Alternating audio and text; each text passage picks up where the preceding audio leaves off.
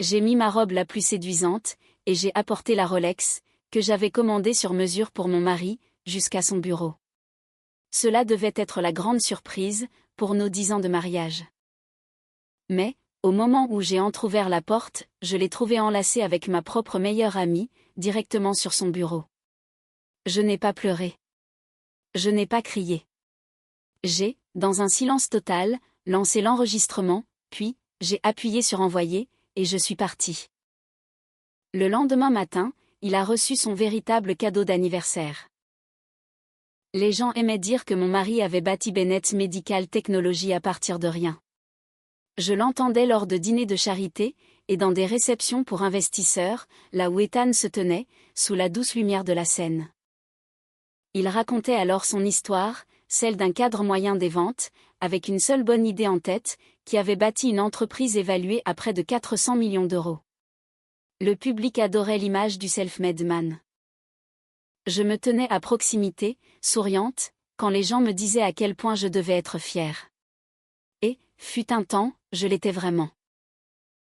Ce qu'ils ignoraient, c'est que, 10 ans plus tôt, l'entreprise d'Ethan se résumait à un bloc-notes couvert de flèches, à 3 tableaux Excel inachevés, et à une peur de l'échec si profonde, qu'il endormait à peine. C'était moi qui étais assise en face de lui, à la table de notre cuisine, pour transformer ses idées éparpillées en un véritable plan d'affaires. Les réseaux hospitaliers n'achètent pas des produits, lui ai-je dit, un dimanche pluvieux. Ils achètent une réduction des risques, une baisse des coûts, et la preuve que l'installation ne tournera pas au cauchemar. Arrête de vendre l'appareil. Vends le résultat. Ethan m'a dévisagé, puis, il a souri. C'est pour ça que je t'ai épousée. À l'époque, je le croyais. Je m'appelle Claire Bennett. J'avais 39 ans, fondatrice et PDG de Whitmore Strategic Partners, un cabinet de conseil aux entreprises. Nous aidions les sociétés à se restructurer, à lever des fonds, et à survivre à ces moments critiques, qui, d'ordinaire, les brisaient. J'avais commencé avec 4 employés, et une salle de réunion empruntée. 8 ans plus tard, nous avions des bureaux à Paris, à Lyon, et à Bordeaux, avec plus d'une centaine d'employés. Je ne me cachais pas. Je n'étais simplement pas bruyante. Ethan adorait être vu. J'adorais construire des choses qui durent. Cette différence, autrefois, faisait de nous une bonne équipe. Quand il a lancé Bennett Medical, j'ai investi les premiers 2 millions d'euros, par le biais d'une société holding. Je l'ai présenté à des investisseurs, j'ai convaincu un ancien directeur d'hôpital à la retraite de rejoindre son conseil d'administration, j'ai négocié le bail de ses premiers bureaux, et j'ai recruté le directeur financier, celui-là même qui a guidé l'entreprise à travers 3 levées de fonds. Avant chaque présentation majeure, Ethan s'entraînait avec moi. Tu vas trop vite sur le modèle de revenu, lui disais-je. Les investisseurs détestent quand il y a trop de détails. Mais, ils détestent encore plus l'incertitude. Il soupirait, recommençait, puis, il entrait dans la salle de réunion, avec un ton confiant et naturel. La presse économique le qualifiait de génie. Je ne les ai jamais corrigés. Le mariage, pensais-je, n'était pas un tableau des scores. Nous construisions une seule et même vie, même si le monde y voyait 2 carrières séparées. Au matin de nos 10 ans de mariage, cette conviction me semblait encore intacte. Je me suis réveillée avant Ethan, et j'ai observé le soulèvement familier de ses épaules, au rythme de sa respiration. Il y avait eu de la distance entre nous, dernièrement. Des réunions tardives, des dîners manqués, des téléphones posés face contre table. Mais, la vie d'adulte s'accompagnait d'agendas surchargés. Je me disais que nous étions fatigués, et non pas brisés. En bas, j'ai préparé du café, dans le silence de la cuisine.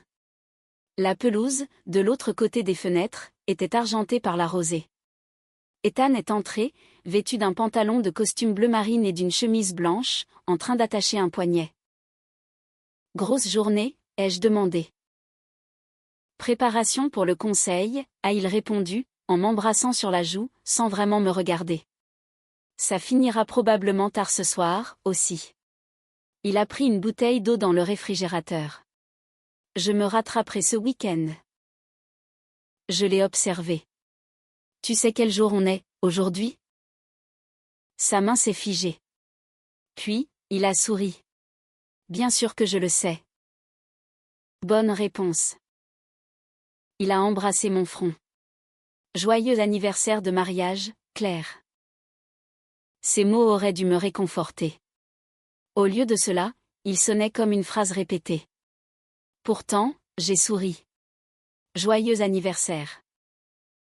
Après son départ, j'ai conduit jusqu'au centre de Paris pour 2 réunions, j'ai examiné un projet de restructuration pendant le déjeuner, et j'ai approuvé les primes de 3 associés principaux.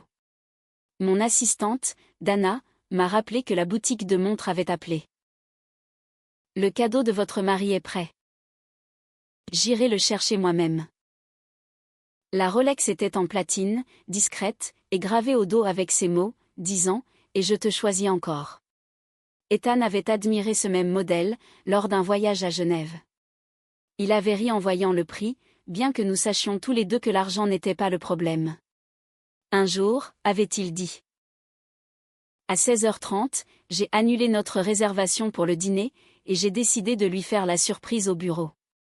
Je me suis changée dans mon appartement parisien, choisissant une robe noire qu'Ethan avait un jour qualifiée de dangereuse. J'ai relevé mes cheveux, j'ai mis les boucles d'oreilles en diamant qu'il m'avait offertes après la première année rentable de Bennett Medical, et je me suis regardée dans le miroir. Je n'avais pas l'air d'une épouse négligée. J'avais l'air d'une femme qui arrivait, prête à célébrer la vie qu'elle avait aidé à bâtir. Megan Foster m'a envoyé un message pendant que je mettais mon rouge à lèvres. « Joyeux anniversaire, ma belle. De grands projets pour ce soir ?» Megan était ma plus proche amie depuis 15 ans. Elle s'était tenue à mes côtés à mon mariage, elle m'avait tenu la main lors des funérailles de mon père, et elle avait passé de nombreux matins de Noël chez nous. 2 ans plus tôt, j'avais recommandé son agence de communication à l'entreprise d'Ethan, parce que j'avais une confiance absolue en elle. J'ai tapé ma réponse, je vais lui faire une surprise au bureau. 3 petits points sont apparus, puis, ont disparu. Cela aurait dû m'alerter. Au lieu de cela, j'ai glissé la Rolex dans mon sac à main, et j'ai appelé un chauffeur. Bennett Medical occupait les 3 derniers étages d'un immeuble en verre, près du parc Monceau. La réceptionniste m'a reconnu, et m'a fait signe de passer. La plupart des employés étaient partis. L'assistante d'Ethan n'était pas à son bureau. La porte de son bureau à lui était presque fermée.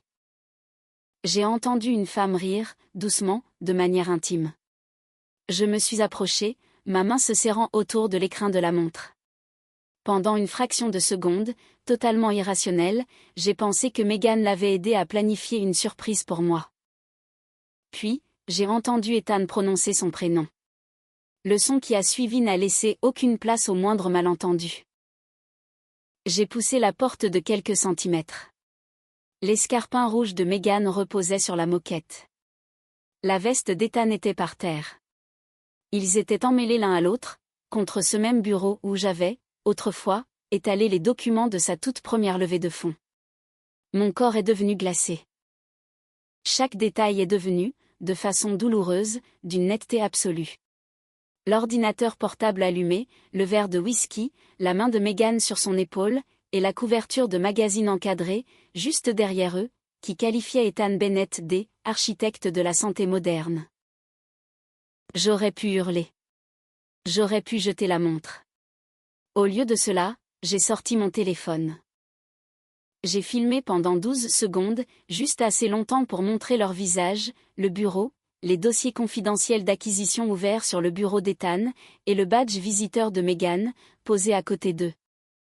Ensuite, j'ai envoyé la vidéo à 3 personnes, Robert Hay, le président du conseil d'administration, Laura Kim, la directrice juridique de Bennett Medical, et Daniel Reeves, mon avocat. J'y ai ajouté une seule phrase. Veuillez préserver toutes les archives de l'entreprise, et contactez-moi avant d'entreprendre la moindre action. Ensuite, j'ai refermé la porte, et j'ai marché vers l'ascenseur. Derrière moi, Ethan a appelé mon nom. Je ne me suis pas retournée. Pendant 10 ans, je m'étais tenue derrière lui. Ce soir-là, enfin, je me suis éloignée. Je n'ai dormi que 2 heures exactement. Pas parce que je n'arrivais pas à cesser de penser à Ethan et Meghan.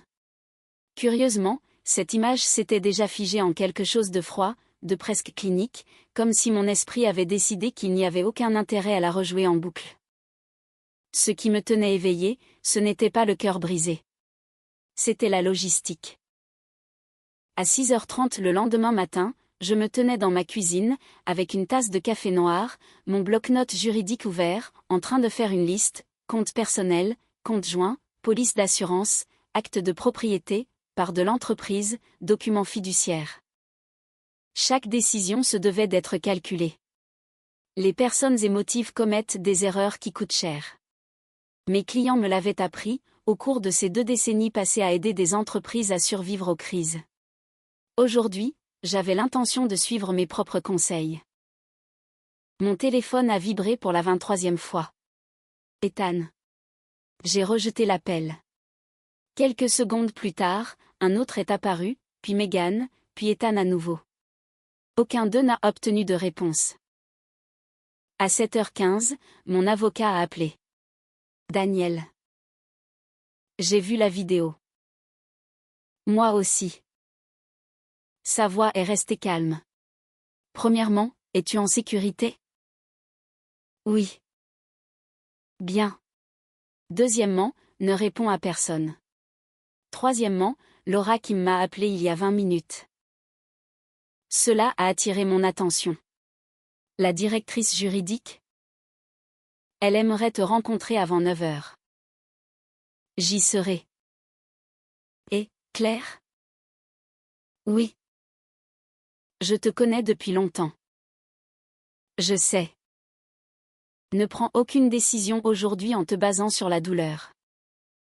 J'ai regardé par la fenêtre de la cuisine. Je prends des décisions en me basant sur des faits. Il y a eu un silence. C'est pour ça que j'ai dit oui, quand tu m'as demandé de te représenter. Le bureau de Laura qui me surplombait la scène. Elle a fermé la porte elle-même. Pas d'assistante, pas d'interruption. Elle avait l'air épuisée. J'ai à peine dormi, a-t-elle avoué. J'imagine qu'aucun de vous ne l'a fait. Elle a hoché la tête. Le président a convoqué une session exécutive d'urgence, à 6h ce matin. Je suis restée assise, en silence. Laura a croisé les mains, puis m'a regardée. Je dois vous poser une question, avant que nous discutions de quoi que ce soit d'autre. Allez-y. Avez-vous envoyé cette vidéo parce que votre mari vous a trompé? Elle a fait une pause. Ou bien, parce que vous avez réalisé ce qui était également visible à l'image? J'ai froncé les sourcils. Que voulez-vous dire? Elle a tourné son écran vers moi. La vidéo s'est lancée. Cette fois, je ne regardais pas Ethan. Laura a figé une image. La table de conférence, derrière lui. Un classeur était ouvert. Des pages surlignées. Des documents d'acquisition de l'entreprise, hautement confidentiels. Puis, elle a agrandi une autre image. Le badge visiteur de Meghan, clairement visible. Non seulement Ethan avait fait entrer une contractuelle externe dans un bureau de direction à accès restreint, mais, en plus, il avait exposé des documents d'acquisition confidentiels, tout en s'engageant dans une relation inappropriée sur le lieu de travail. Laura a soupiré. Claire, cette affaire a cessé de concerner uniquement l'infidélité, à la seconde même où vous avez appuyé sur enregistrer. Je me suis adossée lentement. Honnêtement, je ne l'avais pas remarqué. Je vous crois. Elle a poussé un autre dossier vers moi. Notre politique d'éthique d'entreprise. Je la connaissais bien. J'avais aidé à en rédiger la toute première version, des années auparavant, non pas parce que je travaillais pour Bennett Medical, mais parce qu'Ethan m'avait demandé conseil. Si cela est ignoré, et que les actionnaires découvrent un jour que nous savions, le conseil d'administration devient responsable devant la justice, a poursuivi Laura. J'ai hoché la tête une fois. Exactement. J'ai fixé le dossier. L'ironie de la situation ne m'a pas échappé. Le système de gouvernance que j'avais, discrètement, aidé Ethan à construire, protégeait désormais l'entreprise contre Ethan lui-même. À 9 heures précises, la réunion d'urgence du conseil a commencé. Je n'étais pas présente, mais Robert Hay m'a appelé immédiatement après. Claire. Robert. Sa voix semblait plus fatiguée que d'habitude. Je vous dois des excuses. Pourquoi? J'ai passé des années à féliciter Ethan d'avoir construit quelque chose d'extraordinaire. Vous ne me devez rien. En fait, a-t-il hésité? Si. Je suis restée silencieuse. J'ai toujours soupçonné que vous étiez bien plus impliqué que les gens ne le réalisaient. J'ai ri, doucement. Vous n'en aviez aucune idée. Non, vraiment pas, Robert a soupiré. Je suppose qu'aujourd'hui, j'apprends enfin à quel point. Il a expliqué la décision du conseil. Avec effet immédiat, l'accès d'Ethan au système de direction avait été suspendu. Ses appareils professionnels étaient bloqués. Des avocats spécialisés en investigation allaient sécuriser les dossiers électroniques. Un comité indépendant allait examiner les potentielles violations de l'éthique. Aucune accusation, aucune conclusion, seulement des procédures, exactement comme cela devait être fait.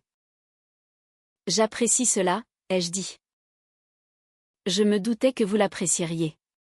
Avant de raccrocher, Robert a ajouté quelque chose d'inattendu. Vous savez, il y a 10 ans, j'ai failli refuser la première proposition de financement d'Ethan. Je me souviens que c'est vous qui m'avez convaincu de lui accorder un autre entretien. Je m'en souviens, aussi. Je ne l'ai jamais oublié. Moi non plus. Il a finalement trouvé un autre moyen de me joindre. Il a appelé d'un numéro masqué. J'ai répondu, Claire. Sa voix s'est brisée. S'il te plaît. Je n'ai pas parlé. J'ai fait une erreur. J'ai continué à écouter. Ça ne signifiait rien. Toujours rien. Tu ne peux pas les laisser tout détruire. Finalement, j'ai posé une seule question. Qui? Le conseil. Ils surréagissent. Non, ils ne surréagissent pas. Non, Ethan. Tu ne comprends pas. Je comprends parfaitement. Tu as envoyé la vidéo. Oui. Tu savais ce qui allait se passer. Non, j'ai simplement fait confiance à des personnes compétentes, pour qu'elles fassent leur travail. Sa respiration s'est faite plus lourde. Tu as construit cette entreprise avec moi. La voilà. La première phrase véridique qu'il prononçait. C'est vrai. Alors, aide-moi. J'ai fermé les yeux. C'est déjà fait. Ensuite, j'ai mis fin à l'appel. Cet après-midi-là, je suis retournée à mon propre bureau. Dana est entrée avec du café. J'ai entendu des rumeurs. Tu en entendras beaucoup d'autres. Elle a hésité. Est-ce que je peux vous poser une question? Bien sûr. Est-ce que ça va? J'ai souri, faiblement. Non. Elle a hoché la tête. C'est probablement la réponse la plus saine. Après son départ, j'ai marché à travers notre siège social, des analystes discutant de fusion, des associés préparant des présentations pour des clients, de jeunes collaborateurs débattant autour de tableaux de chiffres.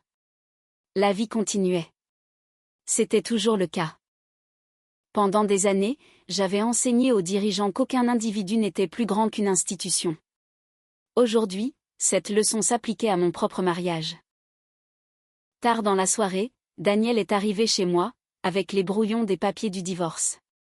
Il les a posés sur la table de la salle à manger, mais ne les a pas ouverts.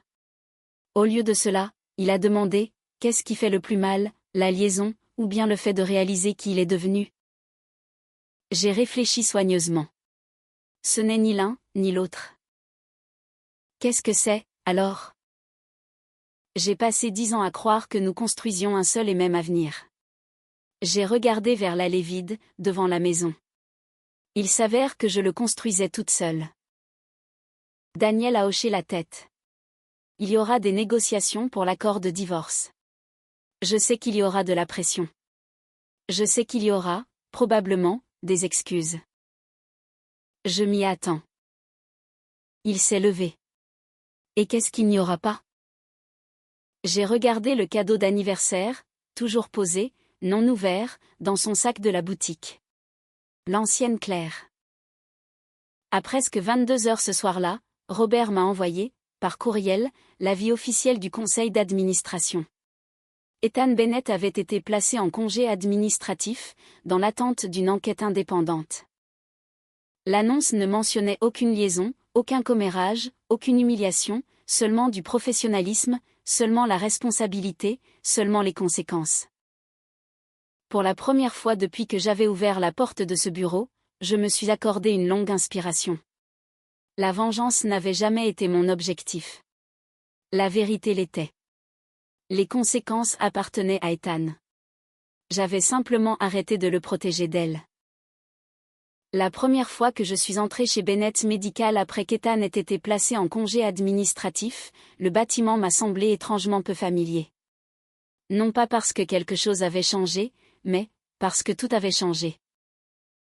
La réceptionniste m'a accueilli exactement comme elle l'avait toujours fait. « Bonjour, Madame Bennett. » Son sourire s'est effacé lorsqu'elle a vu mon visage. « Je suis désolée. » J'ai souri, doucement. Moi aussi. Le trajet en ascenseur jusqu'à l'étage de la direction a duré moins d'une minute, mais il m'a fait traverser 10 années de souvenirs.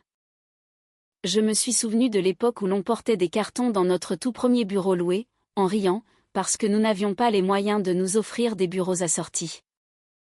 Je me suis souvenu de ce samedi où l'on montait des meubles en kit, pendant qu'Ethan insistait sur le fait qu'il y avait trop de vis pour une seule chaise. Je me suis souvenu de ce repas chinois à emporter, mangé par terre, juste après avoir signé notre premier contrat avec un hôpital. Les gens adoraient les histoires d'entrepreneurs. Mais, ils demandaient rarement qui était la personne restée éveillée, à côté d'eux. Laura Kim m'a rejointe à l'extérieur de la salle de conférence. Merci d'être venu. Vous aviez dit que vous vouliez consulter les documents historiques? Oui. Elle a hésité. Et, il y a quelques personnes qui aimeraient vous parler. À l'intérieur, étaient assis 5 directeurs, des hommes et des femmes que je connaissais depuis des années. Certains avaient l'air gênés. D'autres semblaient sincèrement attristés. Robert Hayes s'est levé le premier. Je pense que nous vous devons quelque chose. Je n'ai pas besoin d'excuses. Non. Il a secoué la tête. Vous méritez la vérité. Il a regardé autour de la pièce. Pendant des années, nous avons couvert Ethan d'éloges, comme étant le grand visionnaire de l'entreprise. Un autre directeur a ajouté, à voix basse, nous aurions dû vous féliciter tous les deux. Je n'ai rien dit. Robert a poursuivi, quand nous avons examiné les toutes premières archives de l'entreprise hier, a-t-il dit en glissant plusieurs classeurs sur la table, nous avons réalisé quelque chose. J'ai ouvert le premier classeur. Chaque modèle financier d'origine, c'était mon écriture. Chaque stratégie d'acquisition, c'était la mienne. La première présentation aux investisseurs, préparée par moi. Le plan de développement sur le marché, encore moi. Même les valeurs de l'entreprise, affichées dans le hall d'entrée, en bas. Je les avais rédigées lors d'un week-end de retraite, dans notre maison de campagne. Robert a souri, tristement. Vous avez vraiment bâti cet endroit. J'ai regardé l'assemblée. Non, nous l'avons bâti. Puis, je me suis corrigé. Je pensais que c'était le cas. Le silence s'est installé autour de la table. Personne n'a contredit. Pendant les 3 heures qui ont suivi, nous avons passé en revue l'histoire de l'entreprise. Les enquêteurs ne cherchaient pas des crimes. Ils établissaient des faits. Quand Megan avait-elle commencé ses consultations? Qui avait approuvé ses contrats? Quel cadre était au courant de sa relation avec Ethan? Tout devait être documenté, avec soin, professionnalisme, objectivité et équité. Cela comptait pour moi. Je ne voulais pas qu'Ethan soit puni parce qu'il m'avait trahi. Je voulais qu'il soit jugé, exactement selon les mêmes normes que celles que chaque dirigeant exige de ses employés. Rien de plus, rien de moins. Lors d'une courte pause, Laura m'a tendu un café. Vous avez géré ça mieux que presque n'importe qui d'autre ne l'aurait fait. J'ai regardé la vapeur s'élever de la tasse. Non, j'ai simplement géré ça en silence. Il y a une différence. Elle a souri. Vous avez raison. Il y en a une. Le silence n'était pas une faiblesse. Parfois, c'était une discipline. Cet après-midi-là, je suis retournée dans mon propre bureau. Dana est entrée avec une pile de messages. Vous avez 12 demandes d'interview. Tout le monde veut un commentaire, surtout la presse financière. Décline-les toutes. Que dois-je leur dire? La vérité. Elle a attendu. Je me concentre sur ma propre entreprise. Elle a souri. J'espérais que vous diriez ça. Après son départ, je suis restée debout, devant les grandes fenêtres qui surplombaient la Défense, le quartier d'affaires. La ville ne s'était pas arrêtée parce que mon mariage s'était effondré. Les taxis klaxonnaient toujours. Les grues de construction bougeaient encore. Les marchés ouvraient et fermaient, comme d'habitude. La douleur semblait toujours personnelle. La vie, elle, ne l'était jamais. Ce soir-là, quelqu'un a sonné à ma porte d'entrée. Megan. Elle ne ressemblait en rien à la consultante pleine d'assurance que j'avais connue. Pas de maquillage, les yeux rouges, les cheveux attachés à la va-vite. Je veux juste 5 minutes. J'aurais dû fermer la porte. Au lieu de cela, je suis sortie sur le perron, et j'ai fermé la porte derrière moi, calmement. Elle a commencé à pleurer immédiatement. Je suis désolée. J'ai attendu. Je n'ai jamais voulu ça. J'ai continué à attendre. Ethan m'a dit que votre mariage était fini. Je l'ai regardé, avec calme. Ah bon? Elle a hoché la tête précipitamment. Il a dit que vous restiez ensemble pour les apparences. Et tu l'as cru? Sa voix s'est éteinte. J'ai posé une autre question. Combien de fois as-tu dîné chez moi, tout en couchant avec mon mari? Elle a détourné le regard. Je connaissais déjà la réponse. Bien assez de fois. Je détestais te mentir. Non. Elle a tressailli. Tu détestais te faire prendre. Des larmes coulaient sur son visage. Ça n'aurait pas dû arriver. J'ai failli rire. Les liaisons ne devraient jamais arriver. Puis, elle a dit quelque chose qui a fait plus mal que tout le reste. Je l'aimais vraiment. Je l'ai regardé, droit dans les yeux. Moi, je vous aimais tous les deux. Cela a mis fin à la conversation. Je suis rentrée à l'intérieur. Elle est restée debout, sur le perron, longtemps après que j'ai verrouillé la porte. Le lendemain matin, Daniel m'a appelé. Les auditeurs financiers ont trouvé d'autres problèmes. De quel genre? Rien de criminel. Je me suis sentie respirer plus facilement. Mais c'est sérieux, a-t-il expliqué. Au cours des 18 derniers mois, Ethan avait approuvé, à de multiples reprises, les factures de consultation de Megan, sans les déclarations appropriées. Des notes de frais avaient été signées après des voyages d'affaires, ou des vacances personnelles s'étaient mêlées aux déplacements professionnels. Plusieurs contrats avaient contourné les procédures d'examen habituelles. Est-ce que ça aurait eu de l'importance, s'il n'y avait pas eu la liaison, ai-je demandé. Probablement pas. Mais maintenant, cela établit un schéma de comportement. J'ai hoché la tête lentement. Les schémas de comportement avaient de l'importance. Les erreurs isolées pouvaient être pardonnées. Les choix répétés révélaient la vraie nature de quelqu'un. Cet après-midi-là, j'ai conduit jusqu'à notre tout premier immeuble de bureau, à Boulogne-Billancourt. L'entreprise avait déménagé, des années auparavant. Désormais, une autre société occupait l'espace. Le propriétaire se souvenait encore de moi. Vous deux, vous avez commencé ici. C'est vrai. Vous aviez peint ces murs vous-même. J'ai souri. Nous n'avions pas les moyens de payer des entrepreneurs. Il a ri. Je vous ai toujours préféré à votre mari. Pourquoi? Vous payez vos factures avant qu'elles n'arrivent à échéance. J'ai ri, pour la première fois depuis des jours. En traversant le couloir vide, les souvenirs me sont revenus, avec une clarté saisissante. Ethan, célébrant son tout premier client. Lui, m'appelant à minuit, après avoir conclu son financement. Lui, me serrant dans ses bras sur le parking, après notre premier trimestre rentable.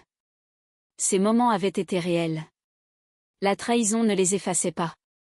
Mais, ces souvenirs n'effaçaient pas non plus la trahison. Deux vérités pouvaient exister, en même temps. Cette prise de conscience, enfin, m'a apporté la paix. Tard le vendredi après-midi, le comité indépendant a terminé son rapport préliminaire. Laura m'a appelé immédiatement. Les preuves confirment des conflits d'intérêts non déclarés. Que va-t-il se passer, maintenant? Le conseil va recommander la démission d'Ethan. Et pour Megan, ses contrats de consultation sont résiliés, avec effet immédiat. Je l'ai remerciée, avant de vouloir raccrocher. Elle a dit, doucement, Claire. Oui. J'ai passé 20 ans à pratiquer le droit des affaires. J'ai vu des dirigeants perdre leurs entreprises. Elle a fait une pause. Je n'en avais jamais vu un perdre la personne qui, concrètement, l'avait rendu célèbre. Après la fin de l'appel, je suis restée assise seule, dans mon bureau. Sans pleurer, sans célébrer, me remémorant simplement les discours, les interviews, les récompenses. Chaque fois qu'Ethan avait remercié les investisseurs, les employés, les clients. Je n'avais jamais eu besoin de reconnaissance publique, mais je m'attendais à de la loyauté. Au lieu de cela, la seule personne qui connaissait chacun des sacrifices que j'avais faits, la seule femme qui m'avait vu annuler mes vacances. Repousser des opérations chirurgicales, travailler pendant les jours fériés, et résoudre discrètement les crises derrière des portes closes, avait choisi de me trahir. Cette prise de conscience blessait bien plus profondément que la liaison en elle-même. Parce qu'Ethan avait brisé ses vœux, mais Megan avait brisé ma confiance. Et la confiance, une fois fracassée, a rarement la même apparence, par la suite. Le lundi suivant, l'histoire n'avait toujours pas atteint les journaux. Cela a surpris presque tout le monde, sauf moi. Les grandes entreprises ne se précipitent pas pour faire des déclarations publiques. Elles enquêtent d'abord, documentent tout soigneusement, consultent des avocats externes, et seulement ensuite, décident de ce qui doit être divulgué. Le silence frustrait Ethan. Mais, il protégeait l'entreprise, et cette nuance avait toute son importance. Vers 9 heures, ce matin-là, Daniel a appelé. Le conseil a programmé l'entretien d'Ethan, aujourd'hui, à 10 heures. Aura-t-il un avocat? Bien sûr. J'ai hoché la tête pour moi-même. C'était exactement comme cela que les choses devaient se passer. L'équité n'était pas quelque chose que l'on offrait uniquement aux gens qu'on aimait.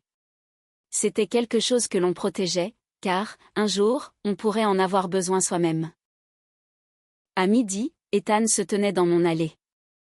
Je ne l'avais pas invité. Quand j'ai ouvert la porte d'entrée, il avait l'air épuisé.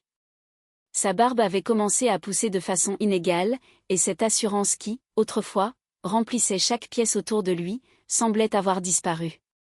« Est-ce qu'on peut parler, quelques minutes ?» Il est entré. Aucun de nous ne s'est assis. La cuisine a, soudainement, semblé trop grande, trop silencieuse. Il a regardé autour de cette pièce que nous avions rénovée ensemble. « Tu as changé. » « Non, » ai-je répondu calmement. J'ai arrêté de faire semblant. Ses yeux se sont posés sur la photo de mariage, toujours accrochée près de l'escalier. J'ai fait la plus grosse erreur de ma vie. Tu en as fait plusieurs. Il a de nouveau posé les yeux sur moi.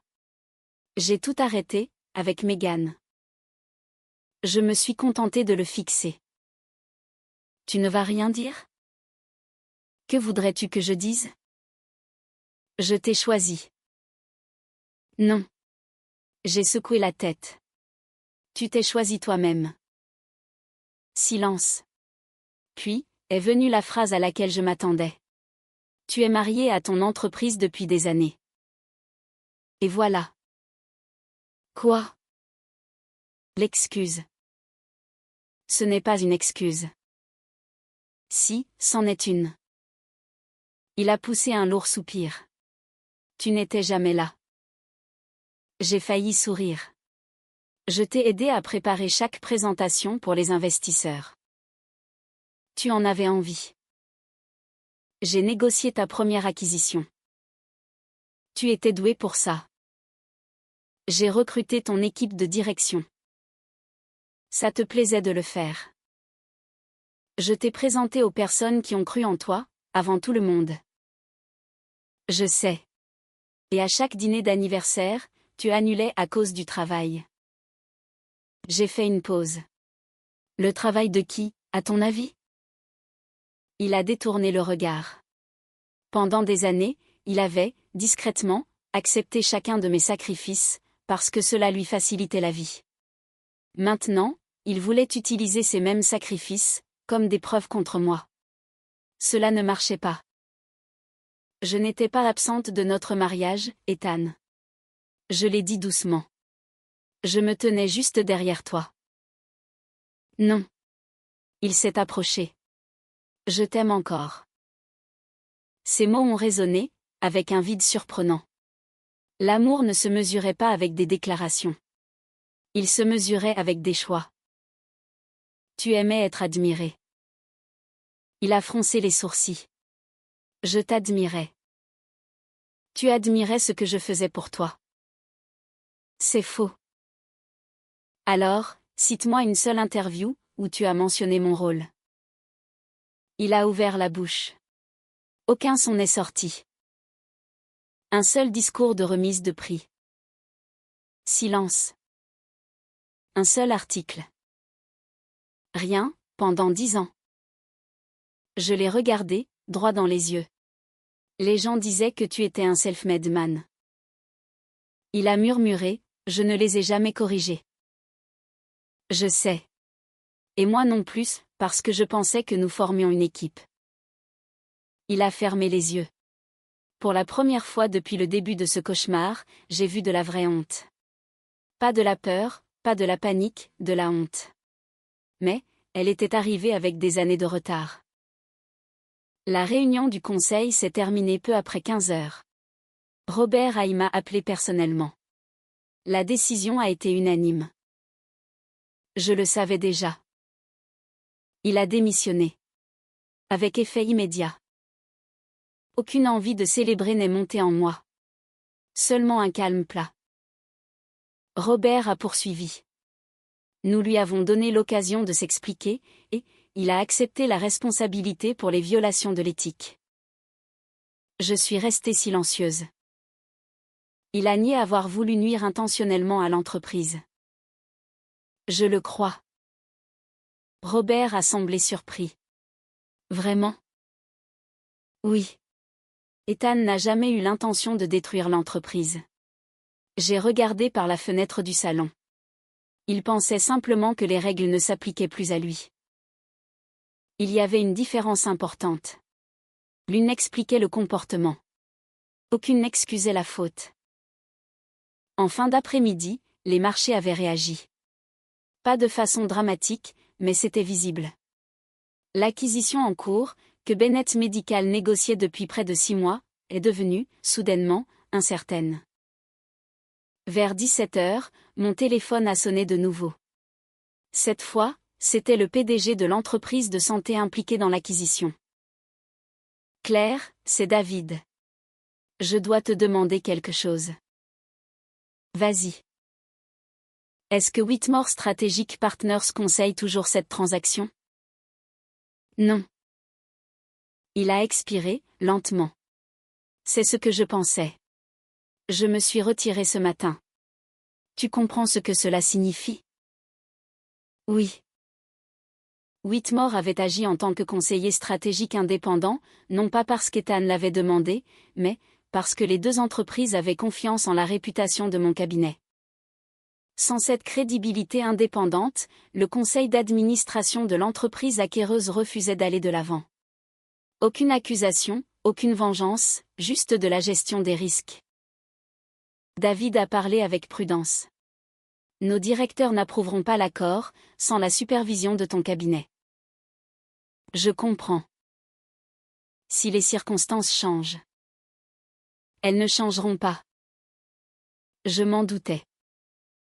Nous nous sommes souhaités bonne continuation. L'appel a pris fin. Je n'avais pas saboté l'acquisition.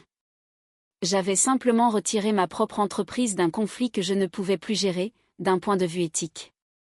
Le reste s'est fait naturellement. Ce soir-là, Ethan a rappelé.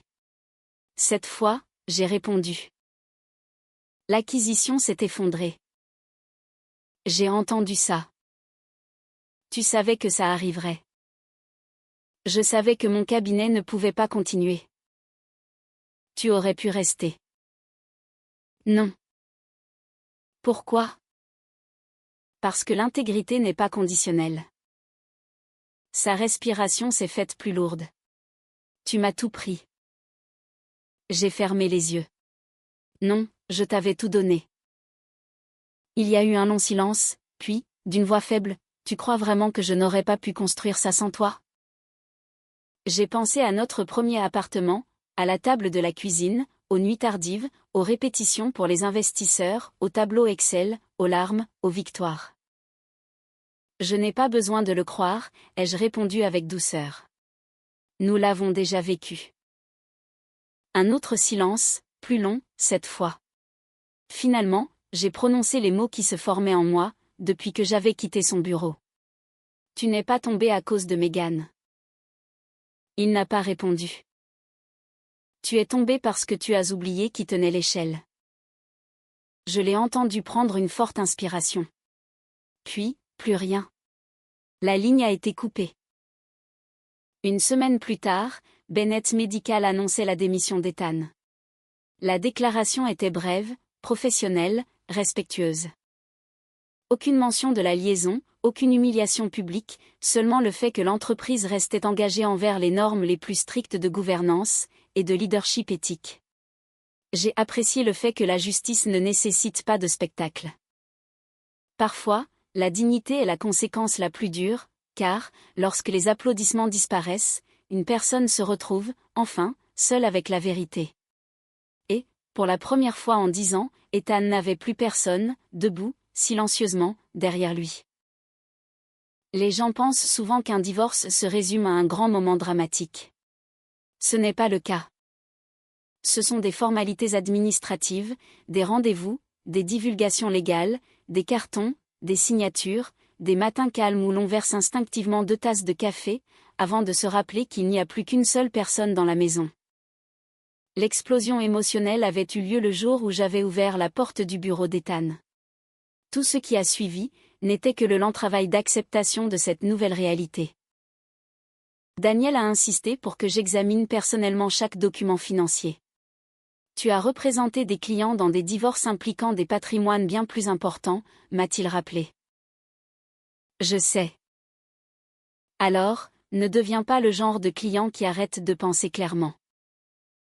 J'ai souri. Je ne le ferai pas. Notre première réunion de conciliation a duré près de 6 heures. Ni Ethan, ni moi, n'avons pris la parole, jusqu'à ce que l'avocat suggère une courte pause. Quand nous nous sommes retrouvés, finalement, près de la même machine à café, il paraissait plus vieux qu'il ne l'était à peine 2 semaines plus tôt. Pas physiquement, spirituellement. Je n'aurais jamais imaginé qu'on finirait ici, a-t-il dit, doucement. Moi non plus. Je changerais tout, si je le pouvais. Je te crois. Il a levé les yeux. Vraiment? Oui. Je ne crois juste pas que vouloir changer le passé puisse changer le présent. Il a baissé la tête. Il n'y avait pas grand-chose d'autre à dire. Les regrets n'étaient pas une machine à remonter le temps. Les déclarations financières étaient, presque de façon embarrassante, très simples. Nos actifs personnels avaient toujours été méticuleusement documentés. Investissements séparés, investissements conjoints, immobilier, compte de retraite, fiducie. Il n'y avait pas de compte bancaire caché, pas de sociétés écrans secrètes, aucune découverte dramatique. Car, malgré tout ce qu'Ethan était devenu, il n'avait jamais été malhonnête avec moi, sur le plan financier. Daniel a revu les chiffres une dernière fois. Tu comprends que tu pourrais demander considérablement plus. Je sais que tu as contribué à bâtir Bennett Medical. Je sais. Tu l'obtiendrais, très probablement. Je ne veux pas de ce qui n'est pas à moi. Il s'est adossé à sa chaise. Qu'est-ce que tu veux? J'ai répondu sans hésitation. Ma part légale. Rien d'autre? Vraiment rien? Il a souri, faiblement. J'ai toujours admiré ça chez toi. Quoi? Tu n'as jamais confondu la justice et la cupidité. J'ai apprécié le compliment, mais ce n'était pas de la générosité. C'était de la liberté. Plus vite nous démêlerions nos vies, de façon équitable, plus vite je pourrais commencer à vivre une vie qui ne dépendait plus des explications du passé. L'accord a été finalisé moins de 3 mois plus tard. Le juge a examiné l'entente, confirmé que les deux parties en comprenaient les termes, et a signé l'ordonnance. Et juste comme ça, 10 ans de mariage sont devenus quelques documents tamponnés, à l'intérieur d'un tribunal, dans le centre de Paris. Quand nous sommes sortis dans le couloir, juste après, Ethan m'a rattrapé. Claire. Je me suis retournée. Je ne t'ai jamais remercié. Pourquoi? D'avoir cru en moi, avant tout le monde. Je l'ai regardé, pendant de longues secondes. J'aurais aimé que tu t'en souviennes plus tôt. Puis, j'ai marché vers l'ascenseur. Aucun de nous ne s'est retourné. Les nouvelles voyagent vite, dans le monde des affaires. En quelques semaines, presque tout le monde dans notre industrie savait qu'Ethan avait démissionné. La plupart n'ont jamais su pourquoi. Les rumeurs existaient. Bien sûr, elles existent toujours. Certains blâmaient la politique de l'entreprise. D'autres supposaient des désaccords avec les investisseurs. Quelques-uns ont deviné qu'il y avait eu un scandale personnel. Je ne les ai jamais corrigés. Le silence protège la dignité. Parfois, même la dignité de quelqu'un qui vous a fait défaut. Plusieurs journalistes ont continué à demander des interviews. Dana a géré tout le monde, exactement de la même manière. Madame Bennett refuse de faire tout commentaire. Finalement, ils ont arrêté de demander. Whitmore Strategic Partners est resté très actif. Les clients se souciaient bien plus de la compétence que des commérages. En réalité, notre réputation s'est renforcée. Les gens ont vu que j'avais préféré me retirer d'un contrat conflictuel, plutôt que de compromettre l'éthique de ma profession. Cela comptait. La confiance est difficile à gagner, et remarquablement facile à perdre. J'ai eu des nouvelles de Megan, par des connaissances communes. Son agence de communication a perdu Bennett Medical, son plus gros client. D'autres entreprises de santé ont, discrètement, choisi d'autres agences. Personne ne l'a accusé publiquement de quoi que ce soit. Personne n'en avait besoin. Les dirigeants préféraient simplement éviter les risques inutiles. Des mois plus tard, j'ai appris qu'elle avait déménagé dans une autre région, pour reconstruire son entreprise. J'espérais sincèrement qu'elle réussirait. Non pas parce qu'elle méritait une seconde chance plus que quiconque, mais parce que tout le monde mérite l'opportunité de devenir meilleur que la pire décision qu'il ait jamais prise. Quant à savoir si elle y parviendrait, je ne pouvais pas le dire. Un vendredi après-midi, j'ai reçu une invitation inattendue de mon ancienne école de commerce. La doyenne voulait me rencontrer autour d'un déjeuner. Elle m'a expliqué que les candidatures de femmes intéressées par l'entrepreneuriat avaient régulièrement augmenté, mais que beaucoup d'entre elles peinaient à payer les frais de scolarité. Nous recherchons des partenaires pour des bourses. J'ai regardé autour du café du campus. Les étudiants se dépêchaient entre les cours, portant des sacs à dos, des ordinateurs portables et d'énormes tasses de café. Ils m'ont rappelé la femme que j'avais été. Ambitieuse, terrifiée, pleine d'espoir. Quel genre de bourse? Elle a souri. Une bourse qui soutient les femmes qui créent des entreprises. La réponse m'est venue, presque immédiatement. J'aimerais la financer. Ses yeux se sont écarquillés. Entièrement? Oui. Comment aimeriez-vous l'appeler? Je n'ai réfléchi qu'un instant. La bourse des bâtisseurs. Elle a semblé perplexe. Des bâtisseurs? J'ai hoché la tête. Les personnes qui créent des choses ne sont pas toujours celles qui se tiennent sur scène. Elle a souri, lentement. J'aime beaucoup cette idée. Moi aussi. Au cours des mois suivants, Whitmore Strategic Partners a créé un fonds de dotation pour soutenir les femmes entrepreneurs de première génération qui innovent dans les domaines de la santé, de la finance et de la technologie. Lors de la cérémonie d'inauguration, l'université m'a offert l'opportunité de prononcer un discours. J'ai refusé les notes préparées. À la place, je me suis tenue derrière le pupitre, et j'ai parlé de mémoire. L'histoire célèbre les fondateurs. La salle est devenue silencieuse. Mais chaque entreprise à succès est également bâtie par des personnes, dont les noms n'apparaissent jamais dans les gros titres des magazines. J'ai balayé le public du regard. Le stratège, le comptable, l'ingénieur, le conjoint qui y croit avant même les investisseurs, le mentor qui ouvre une porte importante, l'employé qui résout des problèmes que personne d'autre ne remarque. J'ai souri, doucement. Si vous êtes l'une de ces personnes, ai-je fait une pause, s'il vous plaît, ne confondez jamais le fait d'être invisible avec le fait d'être sans importance. Les applaudissements ont duré bien plus longtemps que je ne m'y attendais. Non pas parce que j'avais parlé avec brio, mais parce que beaucoup de gens se sont reconnus dans ces mots. Ce soir-là, après être rentré chez moi, je suis entré dans le bureau où la Rolex d'anniversaire reposait toujours, dans sa boîte verte non ouverte. Je l'ai prise, je l'ai retournée, et j'ai lu la gravure une dernière fois, disant « Et je te choisis encore ». J'ai souri, tristement. Non pas parce que les mots étaient faux, mais parce qu'ils étaient vrais. Je l'avais choisi, pendant 10 ans. Maintenant, enfin, je me choisissais moi-même. Une année change les gens. Pas tout d'un coup. Pas de la manière dramatique que les films aiment prétendre. Elle vous change doucement, à travers des matins ordinaires, de nouvelles routines, des conversations que vous n'auriez jamais pensé avoir, et la réalisation graduelle qu'un souvenir qui, autrefois, vous paralysait, traverse maintenant simplement votre esprit, avant de s'éloigner à nouveau. Le jour du premier anniversaire de mon divorce, je me suis réveillée avant le lever du soleil. Les vieilles habitudes ont la vie dure. Pendant près d'une décennie, j'avais commencé mes journées en lisant les rapports du marché, avant même qu'Ethan ne se réveille. Maintenant, je les lisais parce que j'aimais mon travail, et non parce que le succès de quelqu'un d'autre en dépendait.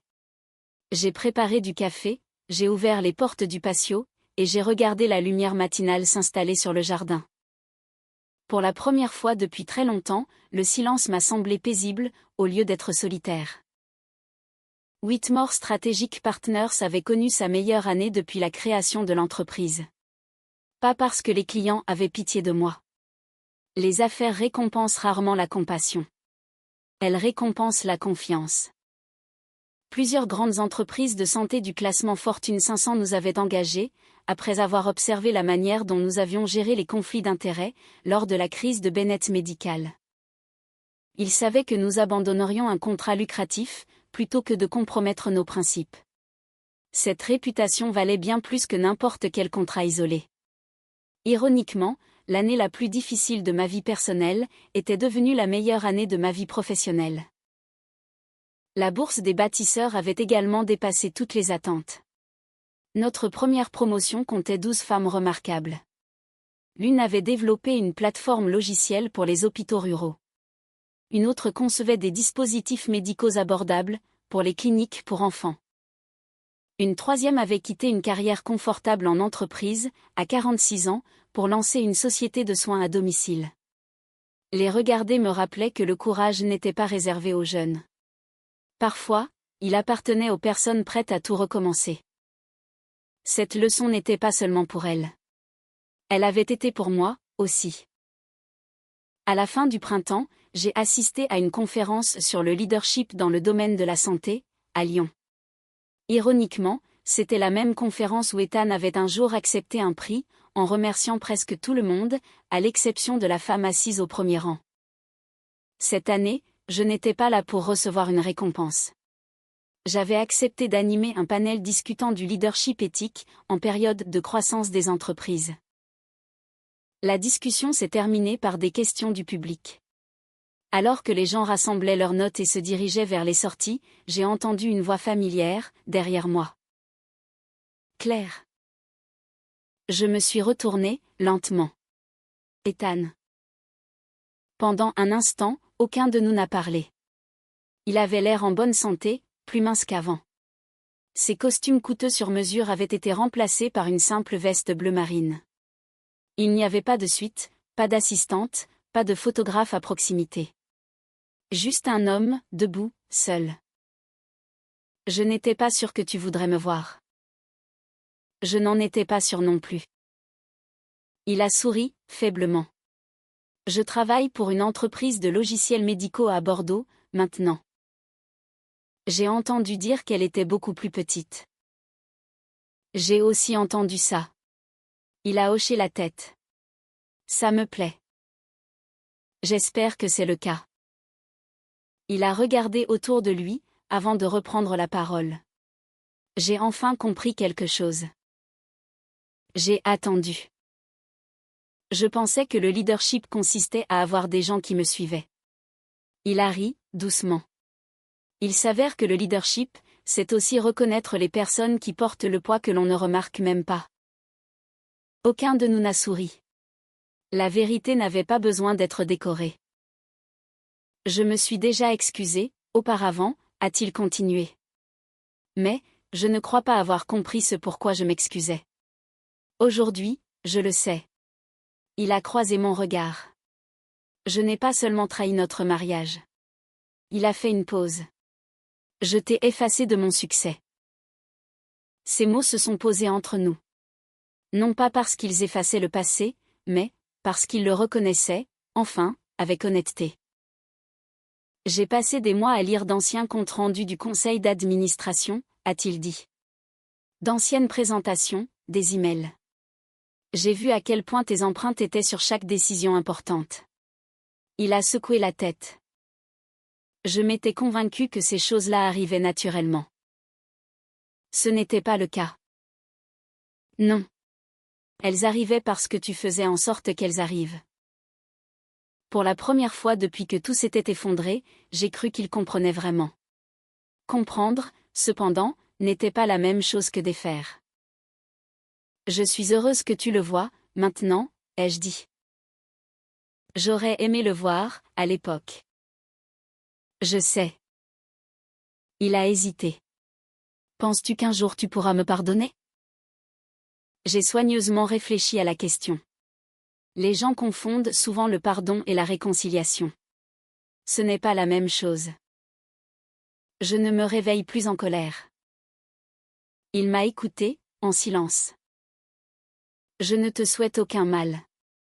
Je ne passe pas mes journées à espérer que ta vie empire. J'ai souri, doucement. Si c'est ça, le pardon. Alors peut-être que j'y suis déjà parvenu. Un espoir a brièvement illuminé son visage. Mais le pardon ne recrée pas la confiance. Ses épaules se sont affaissées. Je comprends. Et il ne recrée pas un mariage. Je comprends ça, aussi. Il n'y a pas eu d'autre dispute. Ce n'était pas nécessaire. Nous avions, enfin, atteint l'endroit où l'honnêteté remplace la persuasion. J'espère que tu te construiras une belle vie, Ethan. J'espère que toi aussi. C'est déjà fait. Il a hoché la tête une fois. Je le vois bien. Avant de partir, il m'a regardé une dernière fois. J'aurais dû dire au monde entier qui avait bâti cette entreprise. Oui, tu aurais dû. Je suis désolé. Je sais. Puis, il s'est éloigné. Je l'ai regardé jusqu'à ce qu'il disparaisse dans la foule. Pas parce que je le voulais de retour, mais parce que je voulais me souvenir de ce moment avec exactitude. 2 personnes, une histoire commune, 2 avenirs séparés. Plusieurs mois plus tard, l'université a invité les donateurs des bourses à rencontrer les nouvelles lauréates. Une jeune femme s'est attardée, après le départ de tout le monde. Madame Bennett, s'il vous plaît. J'ai souri. Claire. Elle a ri, nerveusement. Je voulais vous demander quelque chose. Bien sûr. Comment avez-vous fait pour continuer à avancer, après tout ce que vous avez perdu? J'ai réfléchi à la question. Puis, j'ai réalisé que la réponse était plus simple que ce que j'avais cru, autrefois. J'ai arrêté de mesurer ma vie en fonction de ce que quelqu'un m'avait pris. Elle a attendu. J'ai commencé à la mesurer, en fonction de ce que je pouvais encore construire. Ses yeux se sont remplis de larmes. J'avais besoin d'entendre ça. Moi aussi. Elle m'a prise dans ses bras avant de partir. En la regardant traverser le campus, j'ai ressenti quelque chose que je n'avais pas éprouvé depuis longtemps. De la gratitude. Pas pour la trahison, jamais pour ça, mais pour la vie qui existait après. Parfois, perdre le mauvais avenir est le seul moyen de découvrir le bon. Ce soir-là, après être rentré chez moi, j'ai ouvert le coffre-fort dans mon bureau. À l'intérieur, reposait la boîte verte de la Rolex, exactement là où je l'avais laissée. Je l'ai ouverte délicatement. La montre en platine reflétait la lumière chaude de la lampe de bureau. La gravure restait inchangée, 10 ans, et je te choisis encore. 1 an plus tôt, ces mots représentaient le mariage que je croyais avoir. Maintenant, ils représentaient quelque chose de totalement différent. J'ai attaché la montre autour de mon propre poignet. Elle m'allait parfaitement. Non pas parce qu'elle m'avait toujours appartenu, mais parce que, finalement, j'ai compris que j'étais à moi-même. J'ai regardé mon reflet, et j'ai souri. Pas avec triomphe, pas avec amertume. Avec paix. Les gens demandent parfois si la vengeance apporte vraiment le bonheur. Je ne pense pas que la vengeance seule ne le fasse jamais. L'humiliation s'estompe. La victoire s'estompe. Même la justice finit par devenir un autre chapitre de votre vie. Ce qui dure, c'est le respect de soi. Ce qui dure, c'est de refuser de laisser la trahison de quelqu'un d'autre décider de votre avenir. Ethan a perdu un mariage, une réputation, et la carrière qu'il avait mis tant d'efforts à construire. Rien de tout cela n'est arrivé parce que j'ai cherché à le détruire. C'est arrivé, parce que j'ai arrêté de le protéger des conséquences de ses propres choix. Et ça, j'ai réalisé que c'était la plus grande des vengeances, ne pas faire tomber quelqu'un, mais, simplement s'écarter, après des années passées à tenir l'échelle. Si mon histoire vous laisse avec quelque chose, j'espère que c'est ceci, ne vous rabaissez jamais, pour que quelqu'un d'autre puisse paraître plus grand. Les personnes qui, dans l'ombre, bâtissent des familles, des entreprises, des amitiés et des communautés, méritent de la reconnaissance. Non pas parce qu'elles cherchent les applaudissements, mais parce que le respect est la fondation de toute relation durable. Et, si quelqu'un confond votre force tranquille avec de la faiblesse, ne passez pas votre vie à essayer de le convaincre du contraire. Gardez votre intégrité. Gardez votre dignité. Continuez à bâtir. Un jour, la vérité finit toujours par se présenter d'elle-même. Merci d'avoir partagé ce voyage avec moi. Si cette histoire vous a touché, j'adorerais lire vos pensées dans les commentaires. Avez-vous déjà eu à reconstruire votre vie, après que quelqu'un a pris votre loyauté pour acquise? Si c'est le cas, votre expérience pourrait encourager quelqu'un d'autre, qui a besoin d'espoir, aujourd'hui.